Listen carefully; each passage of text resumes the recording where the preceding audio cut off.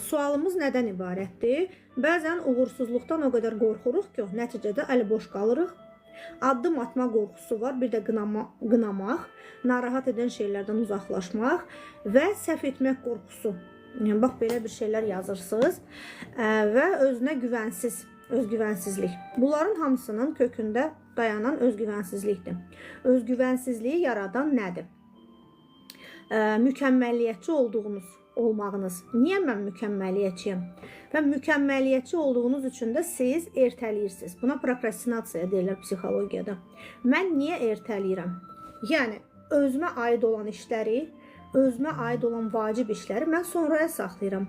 Bugün saxlayıram, sabah saxlayıram, eybi yox və qaldıqca qalır işlərim. Bir də görsən yığıldı bir çox işlər və mən bu haqda düşünməyə başlayıram ki, mənim çoxlu işlərim qalıb ertələmişəm və bu düşüncələr sizi başlayır stresə salmağa və sizin aşırı dərəcədə demək olar ki, bəlkə də 70-80% enerjinizi alır. Ona görə də başqa işlərə, məqsədlərinizə, hədəflərinizə enerjiniz qalmır. Çünki bütün enerjinizi düşüncə ilə sərf eləmişsiniz ertələdiyiniz işlərə. Beyninizdə proses gedir. Bəs mən niyə ertələyirəm? Niyə mən başqalarının işi olanda, kimsə köməyə çağıranda o dəqiqə qaçıram? Kömək eləyirəm, yardım eləyirəm, öz işimi atıb onun işinin arxasınca gedirəm və ya vacib olan işləri qoyuram. Məsələn, qadınlar evdə başlayır ev işləri görməyə. Bir də oyanır ki, axı mənim özüm istədiyim işlər qalıb axı. Və bəylərdə də eyni. Lazım olan işləri, öz məqsədinə, öz hədəfinə uyğun işləri saxlayır, gedir, belə deyək, ikinci dərəcəli işləri görməyə. Niyə baş verir bu? Bu ertələmə, bu prokrastinasiya, psixoloji dildə buna deyirlər. Ona görə baş verir ki, mənim içimdə səhv etmək qorxusu var, uğursuzluq qorxusu var. Düzdür? Niyə bu qorxu var məndə? Çünki mən mükəmməliyyətçiyəm. Perfeksionizm var məndə. Bu da kökü gedir, çıxır hara? Atanın, ananın uşaq vaxtından sizə ötürdüyü dəyərsizlik duyğusu.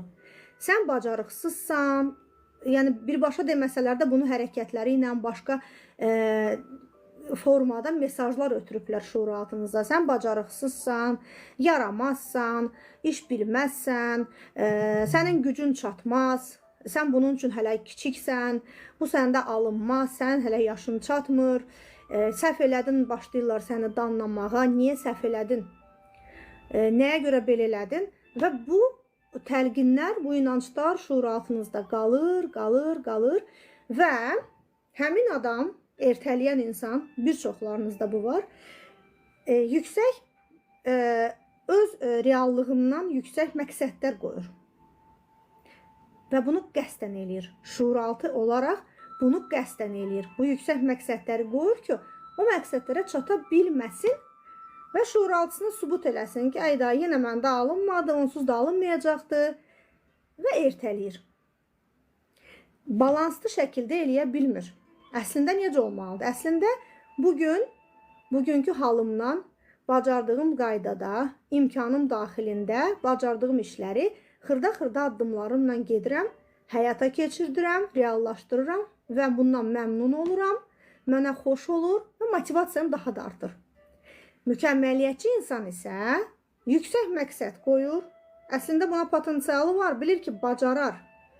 Haradasa dərinliyində o yetərsizlik, o mükəmməliyyətçilik var deyə başlayır, ertələyir, məqsəd yüksəkdir və gedir, çata bilməyəndə frustrasiya halı yaşayır. Risk buradan qalxır, risk dəyir yerə. Buna deyirlər frustrasiya, dərin məyusluq yaşayır. Özünə sübut eləyir ki, bax, mən niyə başladım axı? Onsuz da alınmayacaq, yenə bu işi tutacam, yenə alınmayacaq, ondan seyləməsəm yaxşıdır. Və başlayır ertələyir. Ertələyir, qalır aşağıda. Enerji sönür, düşür, ruh düşkünlüyü, depressiya, nə bilim, motivasiya yoxdur. Sadəcə elə gündəlik, belə deyək, pulun qazanır, gündəlik işlərini görür, bir təhər. Amma daxilən o motivasiya, yüksək enerji yoxdur ki, mən daha çox eləyə bilərəm. Bir müddət sonra yenə də bu dairəvi şəkildə gəlir. Bir də təkrarlanır, bir də qalxır, yüksək məqsəd qoyur. Şuuraltı əslində qəsdən yüksək məqsədi qoyur ki, çata bilməsin və yenə məyus olsun, düşsün yerə. Bax, bu proses belə olur, çünki səhv etmək qorxusu var. Çünki uşaq vaxtı mən səhv eləyəndə məni danlayırdılar. Atam ya anam fərqi yoxdur. Çox vaxt ata tərəfdən olunur bu. Ata enerjisi bizdə məqsəd, karyera, pul, bütün bu şeylərə ata enerjisi baxır. Sağ tərəf. Ana da güvən hissinə baxır. Özgüvən, güvən, insanlara güvən, həyatdan tutunma, daxili təməl, daxili sütun, bax buna belə deyirik. Və səhv edərəm deyə ondan heç başlamayın. Şuuraltıda balaca uşaq deyir ki, mama yenə məni danlayacaq, ata məni yenə danlayacaq. Rüstəm, qalıram elə burada olduğum yerdə. Artırırsınız, amma çox az. Balaca.